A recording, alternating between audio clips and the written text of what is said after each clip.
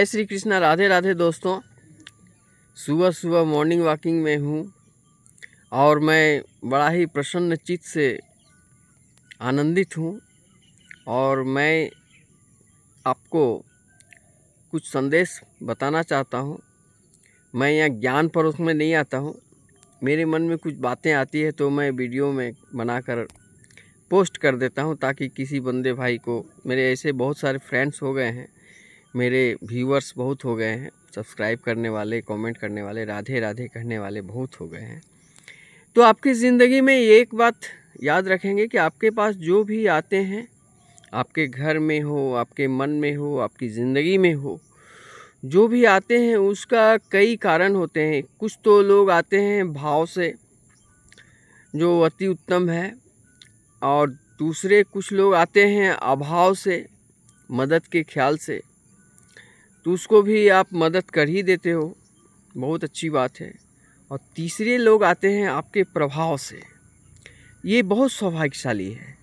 यदि आपका प्रभाव इस तरह समाज में हो गया है कि लोग आपसे मिलना चाहते हैं, आपको देखना चाहते हैं, आपसे बातें करना चाहते हैं।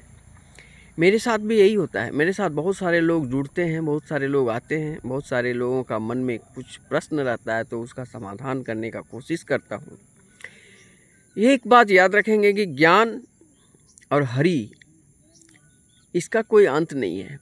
हरि अनंत, हरि कथा अनंता। इस तरह ज्ञान समंदर है। भागवत गीता का ज्ञान, रामचरितमानस का ज्ञान, धार्मिक ज्ञान, लेकिन सभी ज्ञान का, सभी रामचरितमानस गीता का सारांश क्या है वो मैं संक्षेप में बताना चाहता हूँ। इसका सारांश 3 बात पर है। एक, कि कोई आप दिल से समझ लें, मन से समझ लें कि कोई आपका अपना नहीं है।